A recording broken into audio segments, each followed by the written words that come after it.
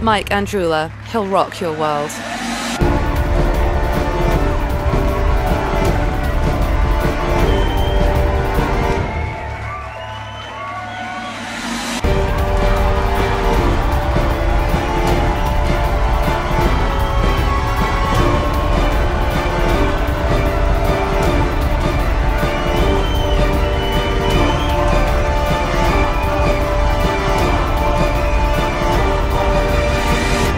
Now, here's Mike Andreula.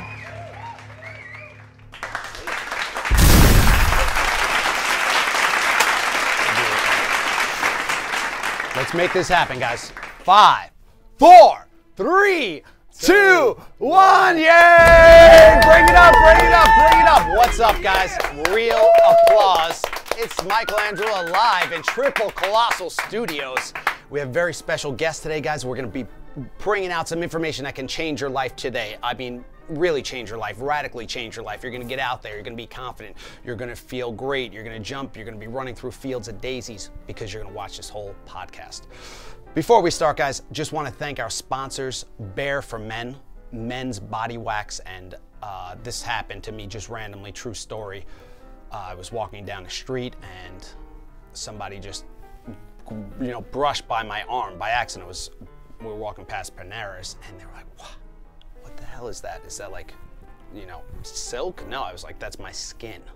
That's my skin. They're like, you're so hot. And what I'm saying is Bare for Men works. Plus, you can use it at the defibrillator machines and rip people's hair off before we put the defibrillator on. Anyway, our special guest, guys, Alex Santos, one of the top trainers in the tri-state area as far as I'm concerned, pushes, believes, he takes things to the next level, and he doesn't look for, I guess, permission or for like non-stop support. He understands that he's a go-getter. He's going to make stuff happen. I have a little bit of what he has. He also knows how to tell people exactly what they should do and not hurt their feelings, which I don't do because I don't like confrontation. So guys, without further ado, Alex Santos. So before we start, Alex, if we can get a short background, where you're from, where you're living, what's going down? Originally born and raised in the Bronx, New York. Played baseball most of my childhood. Stayed very active most of my life. I'm about 30, I'll be 35 this year, so I've been on the planet a pretty good amount of time. Good. Currently teach kickboxing, as well as I am a big believer in strength and conditioning training here in the tri-state area. I think we could all benefit from just working out regularly and staying active and staying fit. It does work very well here in the Hoboken lifestyle of life, where everybody's running, jumping, trying to get faster, stronger, and constantly move, regardless of age. So there are no limitations in this world of Hoboken at the moment as far as fitness goes. So let's get into it. Motivation, Alex. Yes. Okay. You are a self-starter. You just put your the nose to the grindstone. Is that the real, like, you're out there, you wake up, you're like, I'm gonna make shit happen. Yes. How do you do that? How was that developed? Do you need to be in a position where you're raised like that? Are you born like that? And how can people get a piece of that? No, here's how I start my day. What I do is I get up fairly early in the morning, because I do like to get up before the next guy gets up, because I want to be a step ahead of the next guy. And then, so that's my approach personally. I get up in the morning, I like to start my day with fitness, and the way I start my day with fitness is by training people who are seriously committed to changing their lives. And so, get up in the morning, make sure that I have my best game face on, make sure that I have my best energy level up for those folks, because getting up at the morning at 4:30 in the morning is like walking to the gym in the middle of the night. So you have to have a commitment level that is so far past walking to the gym at 3 in the afternoon. You have to start to charge your mind, charge your batteries internally. You have to start to kind of get your mindset into a flow of positivity, most importantly. Cannot mentally defeat yourself before you actually go in and get to your job. The same way you cannot mentally defeat yourself before you go in for your workout. They are exactly the same thing. I treat my workouts like my job. I treat my training like my passion. So those are two different things. My job in life is for myself to stay fit, to stay healthy. My passion in life is to help other people attain the same thing. So we work two different levels there. We work internally for ourselves, and we work to help other people get better.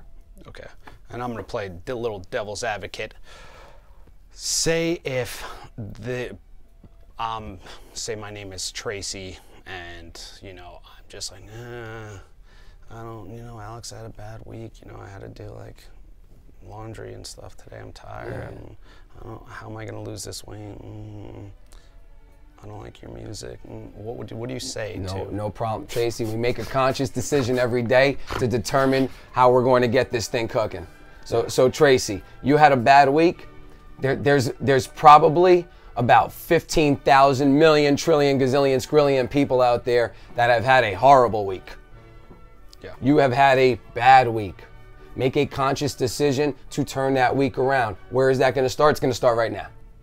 So we're going to wipe out whatever happened this last week. Laundry, I don't want to hear about it. It's part of life. I just did my laundry. I do my laundry between working out, between going to eat lunch, between working on more workouts for new people, between selling. I get laundry done. Laundry is actually a choice. Yeah. Laundry is a choice. It's a decision. If it takes you down 10 notches, You don't have to. yeah. You really hate doing that laundry, Tracy? Stop thinking about it, put it to the side, hire a wash and fold, get it out of your mind. Yeah. That's a terrible excuse. Move on to the next thing. Yeah. Hey, man. That's what it is right there. That's what I say, Tracy. So, and this is important because I don't do that all the time, but they need to hear that. They could go to 10 years of therapy and their therapist won't even tell them, listen, don't worry about the laundry. Just do something right now. Right. So, a lot of times in life, you need somebody to do that, even though it's the most uncomfortable position. It's like you're going to ask somebody to do things that you should do, but you don't want to do.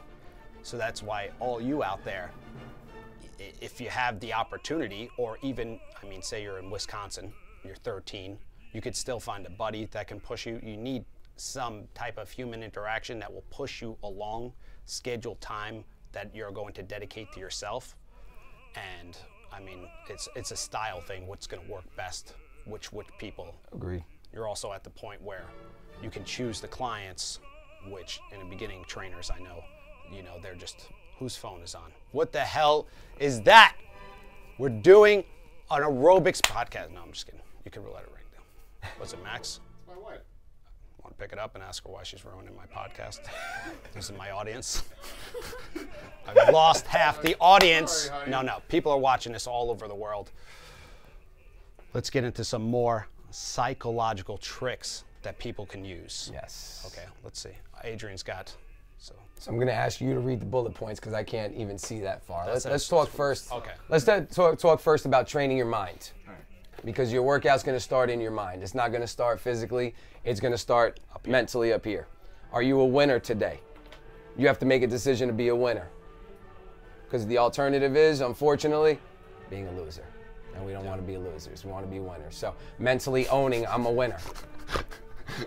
Because otherwise, the default is you're going to mentally own that you're a loser. how many people are walking around saying, and I got bits of that too, I probably walk around like I'm a loser. Right. And that's your worst enemy. Yeah. Your worst enemy is internally here. Your worst enemy will allow you to absorb all the other negative energy that's around you. And what it'll do is it'll intoxicate you with negativity. Yeah. With feelings of, almost depression. I can't do things. That's too hard. I can't do this. I can't lose weight. I cannot cut this out of my diet. As opposed to, I'm going to try to do this. And even better, ultimately, I am going to do this. Yeah. And this is why I'm going to do this. I'm going to do this because A, it's going to make me healthy. It's going to make me a better person. B, I'm going to feel better about myself. In extreme cases, C, I just had a baby. I'm 100 pounds overweight. How am I going to play with this kid when I'm carrying around another kid all over the place? Yeah. And that other kid is your extra part of your body. Big ass 100-pound. That's a big 100-pound kid right there.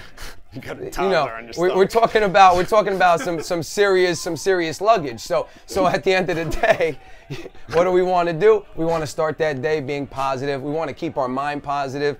We want to go in with a very heavy focus.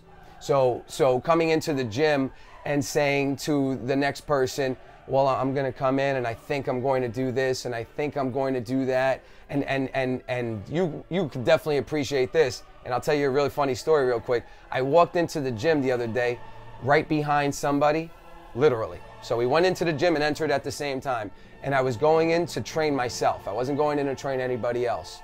And as I finished warming up and I started my first part of my workout, I saw somebody on the phone. This is the same person that was right before me downstairs. So now I'm literally halfway through my workout at 30 minutes, person's still on the phone right by the restroom. I transition to the next part of my workout, person has now walked out of the gym on the phone. So this person mentally has said to themselves, I went to the gym today. Yeah, true. And they checked it off the list. There was no focus. There was no execution, more importantly. There was no desire to be better. There was a desire to show up. And showing up does not get it done. Showing up is something anybody could do. I could walk in the street and show up to a doctor's office. I could show up to a hospital. I could show up to church. When we go to the gym, we go to execute. We go to execute because we want to get a result. Whether it's, relieving your stress, losing weight, being healthier, getting your heart in better condition, it is to get a result. Otherwise, take that walk to church and make it a positive thing that you're doing that day. Do not waste your time in that gym because you have an unwritten rule and there's an unspoken agreement when you go into the gym that you are not going to suck the energy out of everybody else that's working out. You owe that to the next person. You guys pay the same dues. You're there to inspire. If you cannot add anything positive to that next person's workout, take a look inside and make it happen. Yeah. Don't block yourself. And just to be fair to me, I had a really important call that I had to take. Just shitting all over me. I wanted to see if my fresh stretch came out. No, absolutely. Yeah. Absolutely, Mike. And Mike, as a pillar of the gym itself, you're actually leading by example in there. So I need you to do more. I need you to walk around with your chest pumped up and be as excited as can be because we have the power as trainers to inspire. Yeah. But we also have the power to uninspire. Yeah. Well, listen. I mean, I go in the gym with every single second needs to be worked on because I don't want to. I respect my time more than most people, but it also makes you jaded. I won't have a stop and chat when anybody in the street just walk by. My mom, I just walk on walk the other right side by of the street. Poor Ann. Listen, Jesus. Mom, I got stuff to do. Did you see my tweets lately? Have I done any Instagram? I'm on Pinterest now. I have to do things, Mom. I have to communicate with people I'll never meet. Right. Check out that Pinterest. Gotta get on that Pinterest board. Gotta get on that Pinterest board because it's a habit, and I think a lot of people get frustrated where they fall off the wagon, get back on, fall off, get on. They go so many times, up and down, but they still have to keep on getting back up. Everybody's gonna fall off, everybody, and then you have to say it's gonna happen. I'm a human, right? Absolutely. So I need to get back up, and that's why they're listening to this. Hear me out there. Yeah. So what is our second? So let's talk a little bit about kind of some bullet points on mental toughness and really getting your psyche and your mind right so that when you do enter a gym space or you do approach your workout wherever it may be, whether it's outdoors, indoors, on a mountaintop, that you're in the right mental state to accomplish what you're going out to do and you're also prepared for what's in store. So we'll talk first thresholds. Knowing your thresholds. Knowing at which point you typically give out and stop. And knowing also that you have to push past that point because that's what's going to make you better. Your threshold level will increase, your willingness to do more will increase, and you'll essentially become a much, much, much better person. And knowing that it's not going to be easy. Because if it was easy, we'd all look like Spartan 300s, we'd all be ripped up, and it would be a revolving turnstile. So, not everybody's gonna look like Mike naturally. Not everybody's gonna have all of this. This doesn't just happen. Striking features. This is genetics, intelligence, good looks. This is not just given. See the glasses. A few people are donned this, and the rest of us have to work for it. Smart. So that threshold is enormous. That threshold is just going to mentally push you towards that next thing. You're going to feel a little bit of pain, and you're going to say, I don't care, I feel a little bit of pain. They say... Because if I feel a little bit of pain, I'm going to be better. People say I'm hot because I don't know it. Yeah? Who are these people? People on YouTube. You know those people, People the inside- people that touch your silky soft yeah. arm in the middle of the street and say, hey. The voices that are in your head that talk to you all day and tell you to do things. 100%. They're real people. 100%. I don't know. Listen, guys, these are jokes. We're just breaking it up. A little bit of sugar to wash down because some of them are like, oh, no, please don't. But you're right. You Gotta have to push. be your number one fan. yeah, You must be your number one fan. These are the staples of life. Yeah. If you don't like yourself, it's very hard for other people to like you. If people don't like Mike, oh, yeah. I think it's funny, but that's okay. You know, because Mike likes himself. So that's cool. little bit. And Mike's going to always persevere because Mike's his number one fan.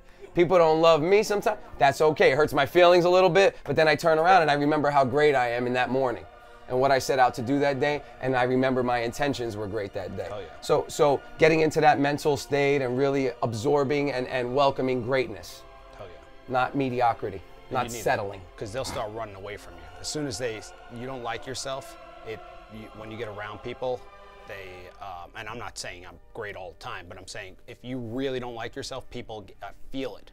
Absolutely. And instructors, that's the main thing when they're out there. The good thing about the class is it shows you like actually a large level of how humans will react in a group, one-on-one. You know, you'll have a certain percentage quit, certain percentage will keep on going. Some people will, and the instructors, if they start doubting themselves up there, they sense it like dogs sense, you know, fresh meat. Absolutely. Like they can smell it, and it collapses. Absolutely. So you have to kind of be a character out there, so you're invincible. That's what I try to tell them in Well, training. and greatness attracts greatness, and mediocrity tends to attract mediocrity. So in a class setting, if you ever take a moment and really look around at a class, the go-getters, they cluster together. Yeah. Because they don't want to get their energy sucked out of them by the people that are just showing up. They want to achieve greatness, so they're going to surround themselves with greatness. So why do so many people engage in self-sabotage when it comes to their own diets and fitness routines? Why? Very, very simple. How smooth was that shit? That was fantastic. That was fantastic. Mike, That was fantastic, Mike. What a transition. In other words, I hate where you're How saying. can they flip the switch? All right, no, first one. So let me do this right. So why do so many people engage in self-sabotage? And what? Why do so many people engage in self-sabotage with their own diets and fitness routines? A few reasons. That's good. Lack of overall discipline, comfort, finding comfort in doing things that just make you feel good instead of things that make you better.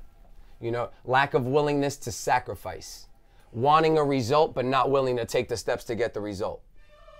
And having an unrealistic expectation that you're going to have a physique because you show up to the gym when you know after you go to the gym you're ordering a slice of pizza and you're having a couple beers and you're hanging out with your boys. Well, why am I not losing weight, Mike? Why am I not losing weight, Alex? I don't understand. What's going on? I took the acai berry. Yeah, I took the I took the Molly Ray goji Cyrus berry. I had the Mona protein V. powder. I'm feeling great. You know, this is antioxidant. I know, but you also you wiped down the Mona V with the 6-pack of Miller Lite. What were you thinking? Mix it together. Yeah, you know, you shook it up in a bottle. You made your own special drink. That's fantastic. That's fantastic. That's fantastic. Let's talk about the food for just 1 second, because I had this conversation specifically about food with my wife the other day, and this is exactly how we drilled it down. Remember, folks, it's only a cheat meal if you eat well the other 6 days. Otherwise, that's just the way you eat. Yeah. That's the reality. So if you're gonna cheat, make sure you're eating well the other 6 days. Otherwise, take a look inside, go inside of a mirror, look at yourself, and take a little ownership and make a conscious decision to change it. And you can do it. You can easily do it. It starts by creating good habits. Well, Alex, I don't like to eat the same thing every morning. Well, do you like the way you look right now? No. So eat the same thing every morning, because that is going to bring you to the next step to get you the result. You know, Alex, I come to the gym 4 times a week. All right, you're here 4 hours a week. There's 168 hours in a week. What else are you doing? Yeah. What is saturating up the rest of your life, which is not enabling you to accomplish your goals? You know. Well, I think that a lot of people too, well, they need this, okay? People need to be told to start it. But a lot of people are, number one, they don't associate the gym with like an hour of freedom or like an enjoyable amount of time. So, and that's just set in, like that's the first thing that gets cut out of the schedule when their day's busy. They're like, okay, the gym's out. Right. Listen, don't pick the kid up from school. Let them learn a life lesson. Gym in. Don't, you know. Listen, kids are resilient, yeah. And they're like dogs. They always find their way back home. Yeah. So get to the gym. I walked home from pre-K on the first day by myself. I said, can I use the bathroom?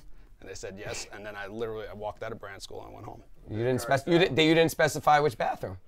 That was brilliant. That was brilliant. That was brilliant, actually. They would have been like, you're a genius if I said that. Why'd you leave school? I said I was going to use the restroom. Yeah, I don't feel comfortable. Yeah. It's not hygienic. Yeah, absolutely. Absolutely. So you can't do that anymore. No, well, I mean, God forbid people leave school now. It's created chaos. But really, at the end of the day, taking ownership. Yeah. You know, taking some ownership, being a responsible adult. At this point, we're no longer children. Now you're in your 20s, 30s, 40s. If your expectation is that things are going to be easy and your parents are still going to do things for you, then the first thing you have to do is grow up. And you have to take a little ownership for yourself. And you have to say, I'm willing to change, and I'm willing to change by doing this. This is what I'm willing to sacrifice. I'm willing to sacrifice going out 5 days a week for 4 or 5 weeks because I want to create this great habit that's going to really change my life. Well, I want to meet somebody. Well, how are you going to meet somebody if you don't feel good about yourself? Yeah, that's a problem. That is a big problem I see, you know. You know, so what's your motivation? You know, where are you really focused when you go into that gym? Are you focused on just showing up to the gym and walking through the door? Because that's as good as the walk to the gym. Those are the calories you've now expelled. You burned 0 calories walking through the door at the gym. This is also leading me to another thought or idea, which is they pick up so much. They have to listen to like one person for an extended amount of time. A bodybuilder told me that at Strong and Shapely. I forgot his name, but he had a custom weightlifting belt with his name.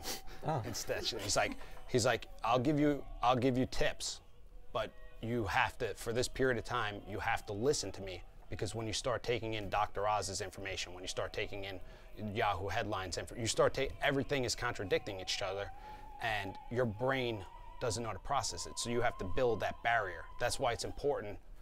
The good thing about a trainer is now you see them every day. Like Jillian Michaels, she don't give a shit.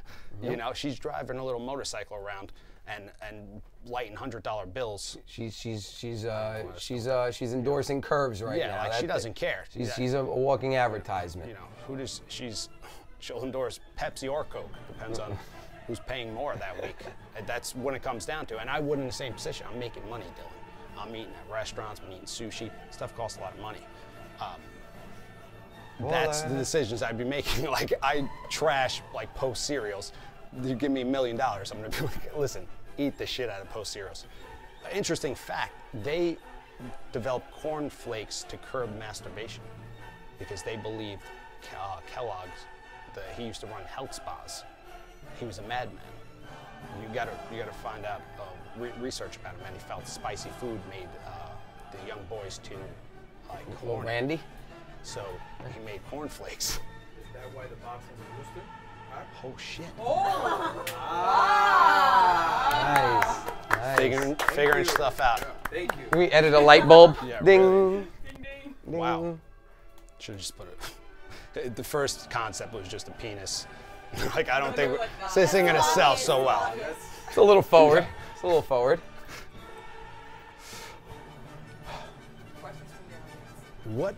Yeah, questions. Oh, this just. All right. So, a question from Twitterer, one of the international audience. What point made you commit to yourself? Like, and this is both business sense and physically. Like, was there a situation that, or was it the upbringing? Did you have proper parenting? So I had great parents. Yeah. That are absolutely not fit parents.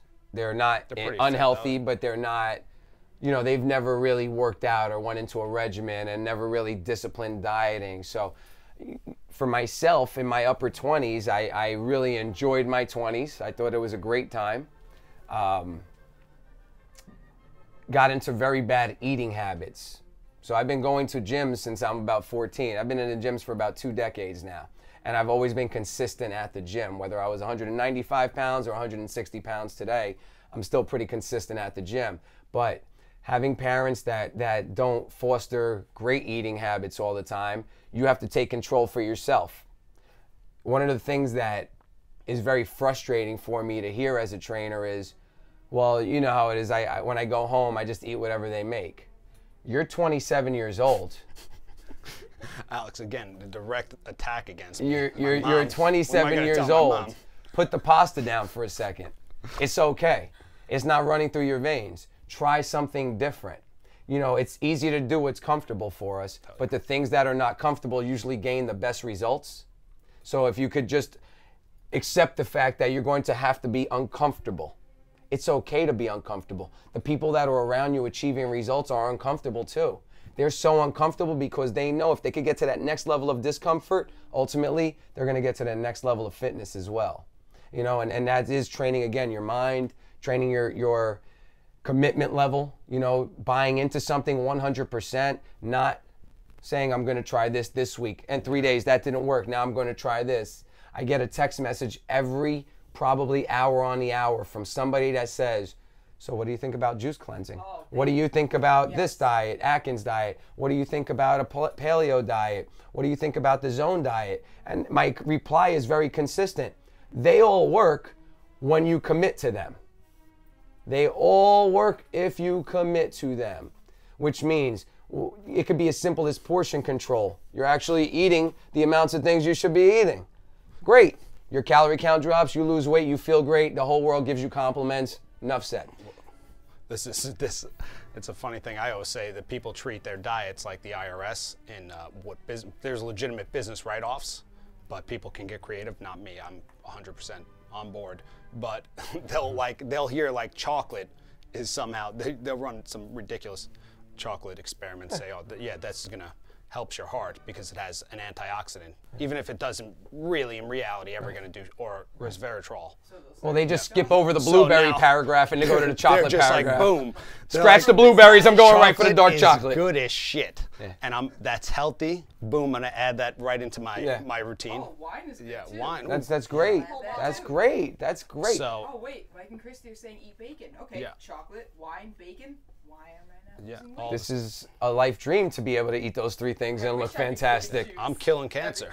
Look at me. And listen, I invite anybody, if you're drinking wine, eating chocolate, and eating bacon, and you look fantastic like a Spartan, send me an email picture, please, immediately. Immediately. And there's people that are in different situations. So Mike Pettisich, not throwing him on the bus. He is healthy. His parents are healthy naturally, and he looks like when Christy met my roommate, she compared us to Matt. You'll get this. You remember the movie Twins? Okay, he was Arnold Schwarzenegger, and then I was like, I guess that makes you Danny DeVito, right? That's pretty unfortunate. On the leftover parts. So when he comes in, he'll eat a sleeve of Ritz crackers, pizza, ice cream, and he'll just be, it looks like he's got a photo shoot going on all the time. He's just got an 8-pack all the time. And he works out a lot, absolutely. Yes. So, but you can't directly, say you're 400 pounds, if you directly eat, you're just like, I'm just gonna eat what Mike eats.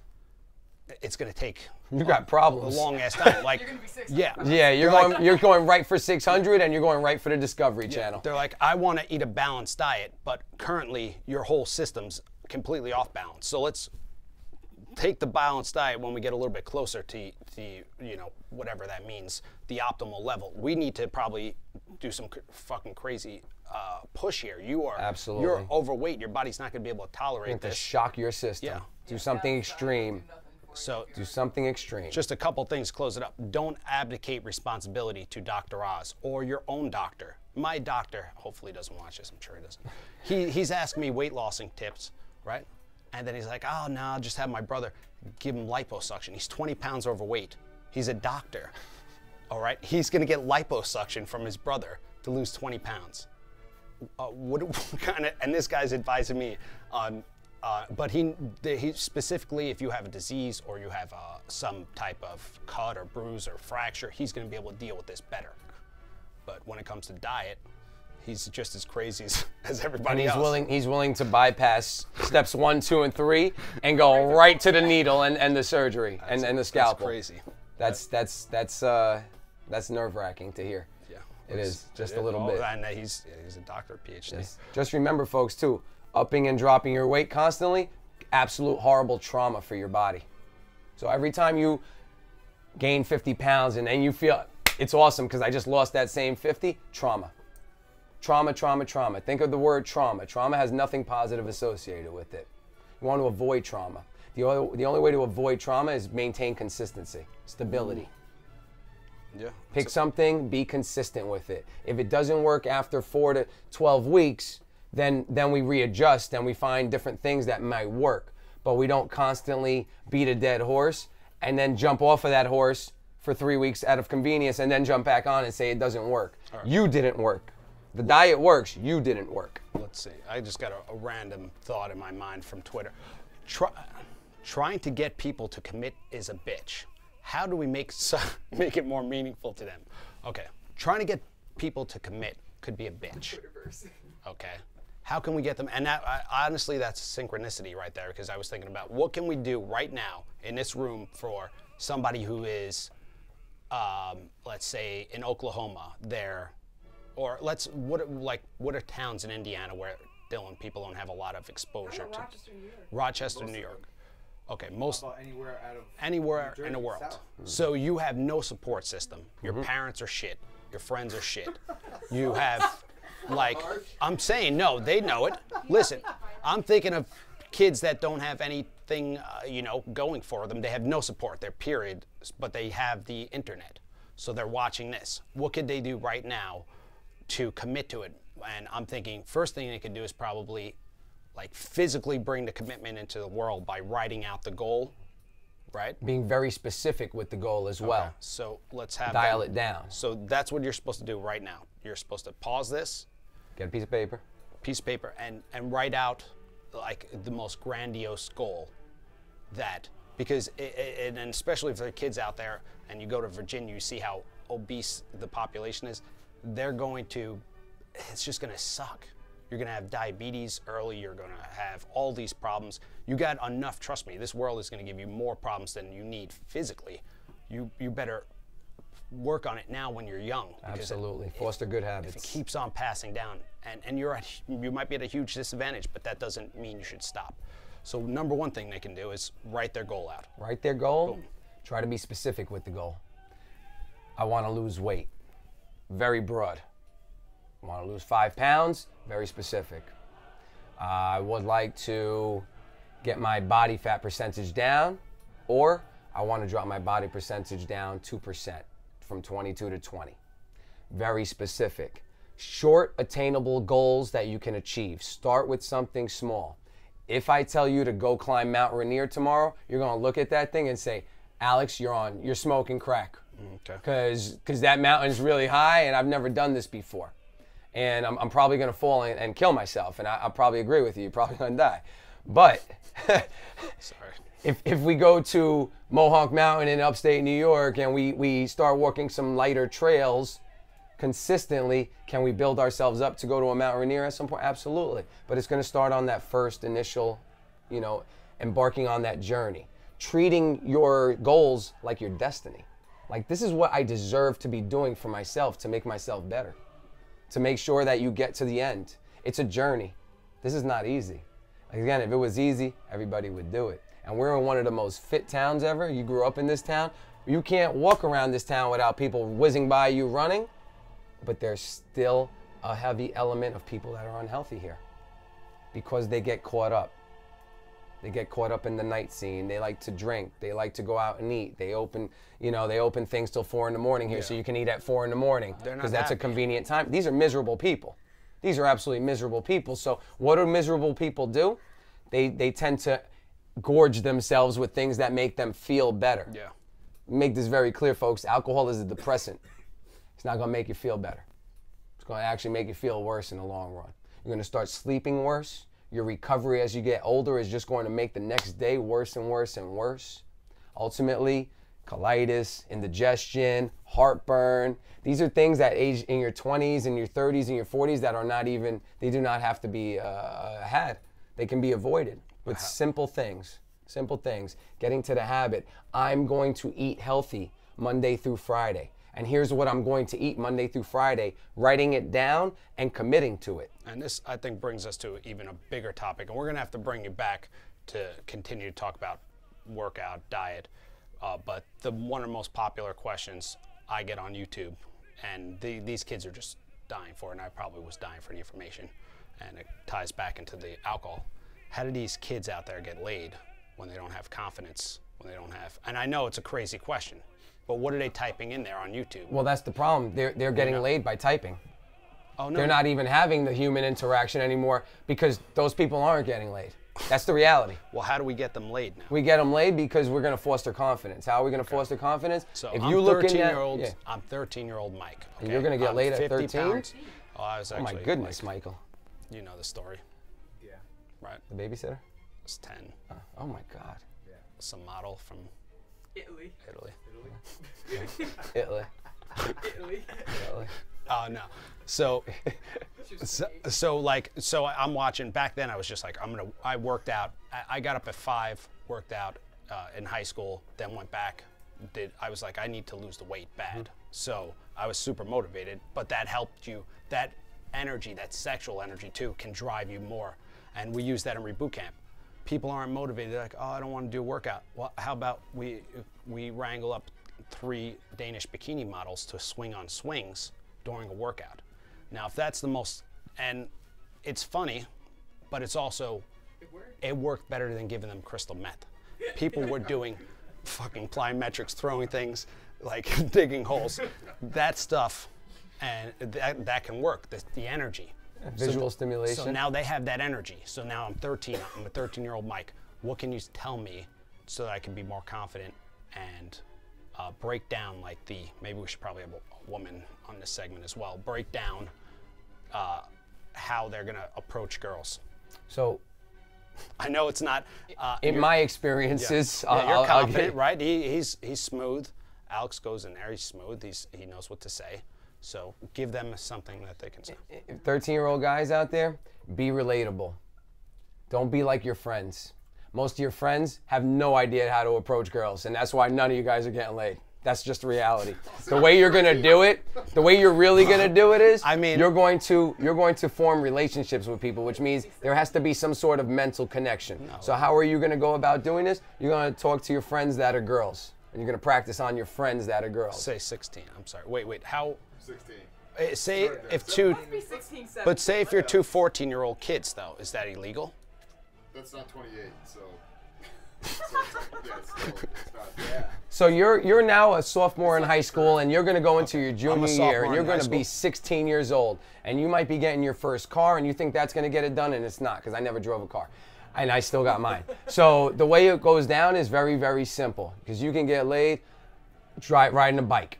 As long as you ride that bike with your chest out and your chin up and your shoulders postured back, and you stop that bike with a little swag.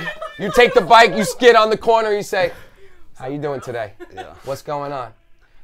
What are you getting into tonight? Oh, that sounds like fun. I think me and my friends might be doing that too. I'll see you there, and then you get back on that bike and you keep it moving. Yeah. Because you're not there to go ogle over somebody and show them how much you want to have them. Keep it no, short. Keep it short. Keep it confident. Keep it simple.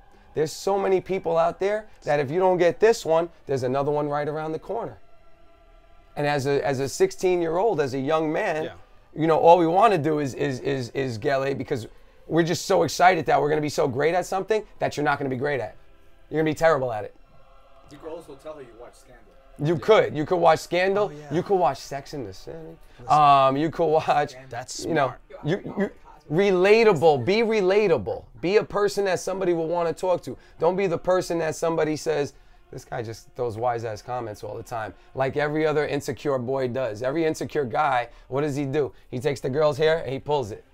That's his way of saying I like you, but I have no skills to talk to you. So I'm gonna pull your hair and push you and pinch you and piss you off because I'm gonna get attention like that. Maybe not Mike. Mike likes getting pinched and touched, so it's a little different. But and he's got that silky soft arm going, you know, because of bare nest. Plug. Wait. Sometimes, if you're hairier, like this brings me back, and I hopefully Mike G, who, you know, he was experiencing this in high school. He was hairy bad. I'm talking about this, like, and I would take mercy on people as they would see me in fitness. I would say, listen, shave, wax, because bodybuilders do that because they're like, the muscles will look bigger if I shave and wax. They're doing anything they can. I mean, they'll literally put themselves on a deathbed to be lean. So I'm like, you gotta do something. This is incredible.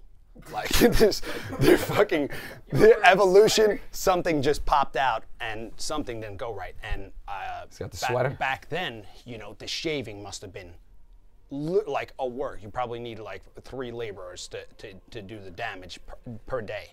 But if he had Bare for Men wax, the first wax for men, okay, which happens to have a beautiful scent. It has 8 different pads with reversible sides, okay? And this is something that you can have at home and get your waxing done quick and get out there and get laid. So, boys, you're hitting 16 and the hair's just coming out the collar? Take care of it. Take care of it. Yeah, you can't have that. You cannot have that. Back in the 80s, in the 70s, it was fine. And I wish we were there. I could wear a tank top, my hair could be out, and that would be cool. Burt Reynolds, okay? Tom Selleck. I thought it was the same dude for a long time.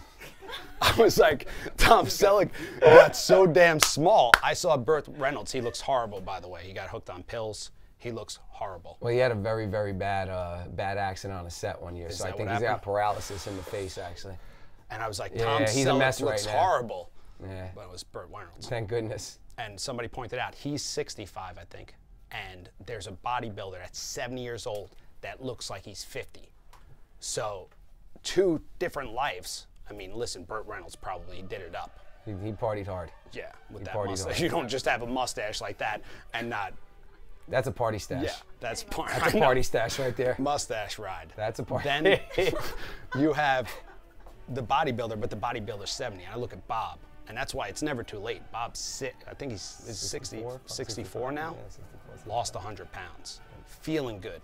Building momentum. He lost 100 pounds from, what, 62 to 63. Right. That's incredible. It's a very challenging time in life to lose that much weight. I don't think a lot of people realize what a kind of accomplishment that is at 62 years old, to lose 100 pounds, which means at a certain point he was morbidly obese, because that's a definition of morbidly obese, 100 pounds overweight. And at 62, when every odd is stacked against the guy, he mentally takes ownership and he perseveres. Yeah. All you out there, guys, do you think Kim Kardashian would like this podcast? I think Kim Kardashian would need to be on this podcast. We've done 43 minutes. High five. Smoked it. Smoke it. Well, just a couple other maybe quickie things, quick fire things. Listen, I want to go long format with these. I know Matt's probably falling asleep over, his blood sugar's getting low, but we want to have fun with this. We want to go long format because everything I do, from the gym to all my videos, is like, I got to grab their attention. I'm selling it like, what's that guy? Not Billy Blanks, Billy Mays. I feel like my life is one Billy Mays commercial from thing to thing. Long format, we can actually talk about the topics, and if they realize how powerful one idea was. So within this hour, you could have been watching She's All That, or you could watch, that's a movie, guys. Okay. You could, so I'm saying, you're gonna watch She's All That. 13 going on 30. Or 13 going on 30. What are you getting out of that? Some stupid ass life lesson that I get. I mean, these are for people out there that can take an hour or 45 minutes or 44 minutes now and just get 1 or 2 little tiny ideas or some push or some motivation, just start moving. Then we can start moving in the world in a proper direction.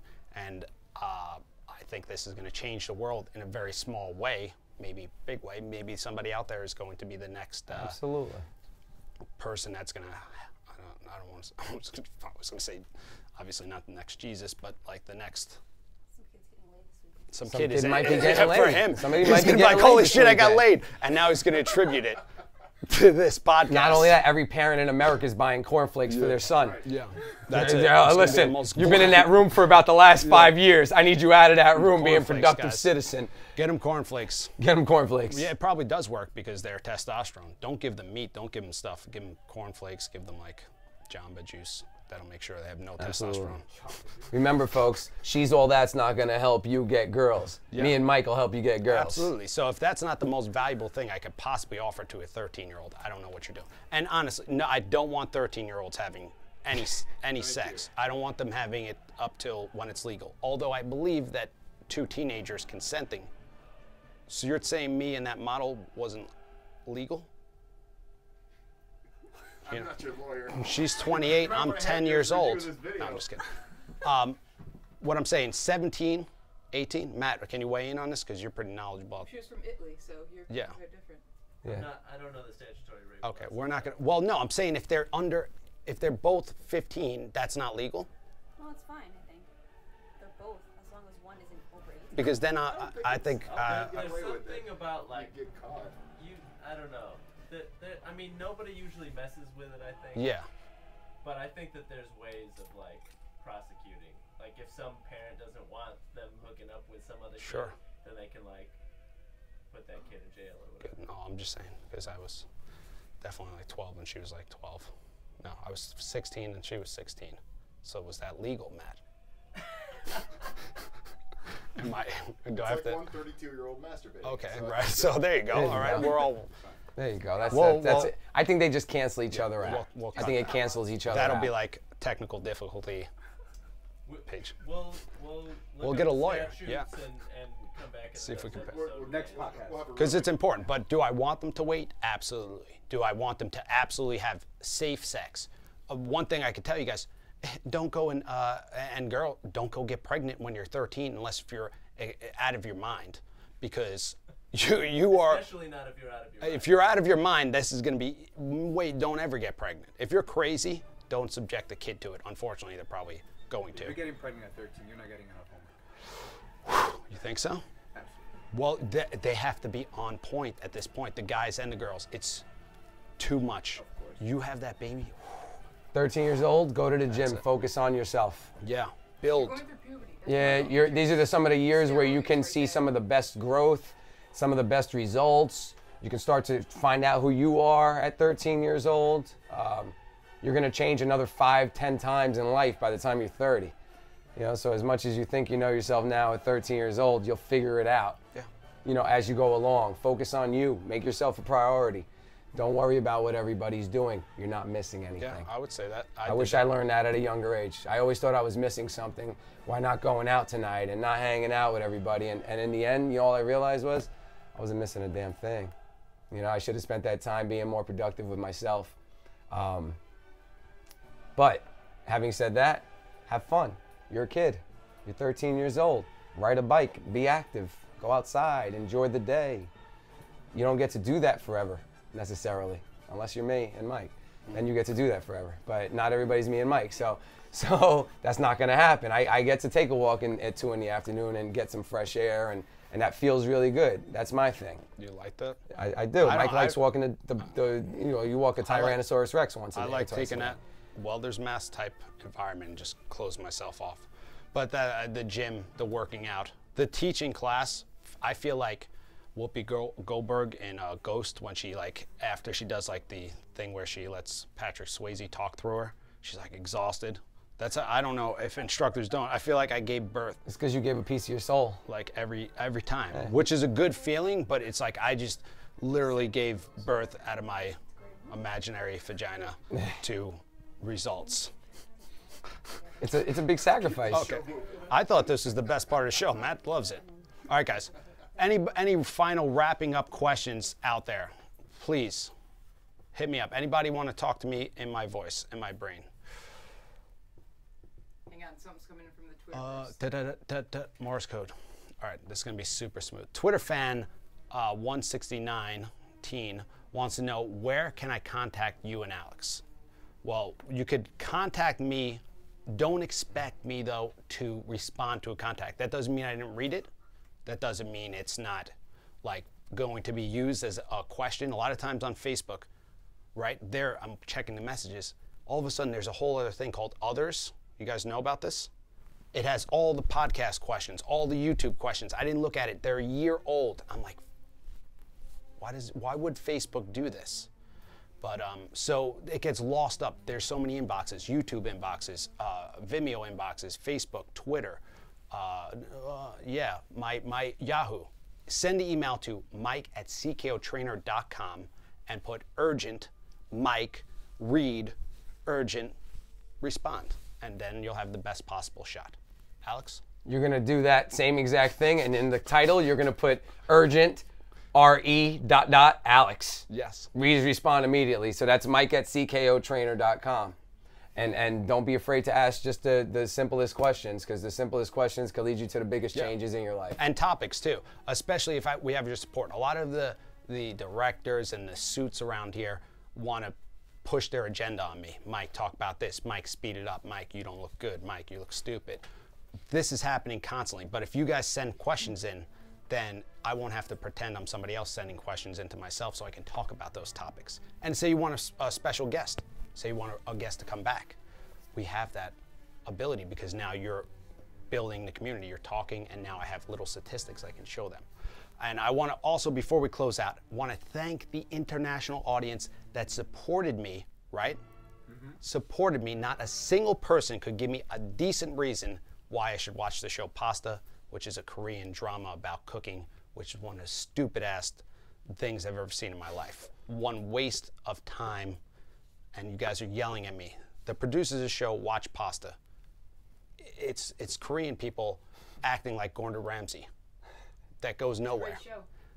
It's a good show, man. They're like, pasta, it takes 10 minutes to cook. They're making a big deal out of cooking pasta. Anyway, international audience, Denmark, Italy, Slovenia, Russia, Kyrgyzstan, right? Stan.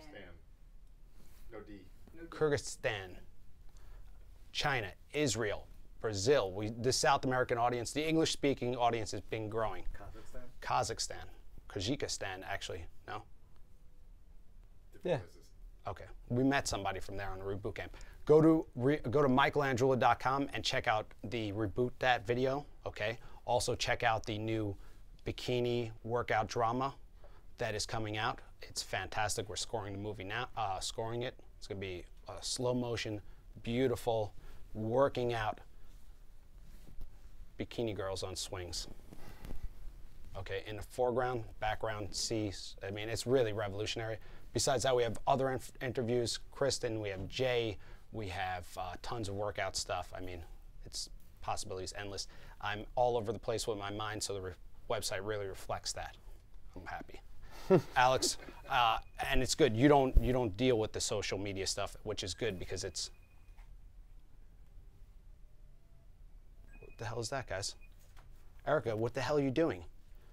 Now we got to start all over again. No. Email me, guys, Mike@CKOTrainer.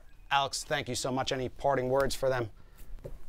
Reach for your dreams, folks. Take control of your life. Achieve. Constantly push yourself harder than you did yesterday. Be better today than you were yesterday. Perfect. Now let's do a slow closeout on the Drake Platinum album. Is that possible? No. You already closed out, man. Drake at a table with a candelabra. What's that called? What's this candlestick called? Hang on, I'll get Alicia keys. Candelabra. I think it's a goblet. I think it is goblet. And maybe a chalice. I don't know. That's amazing. Could be a challenge. There's a chalice. It's on manual focus, so you can't see shit. Oh, okay. I'm trying to get Alicia. Yeah, with the light blocking. All right, guys, that's a wrap, right? Fantastic.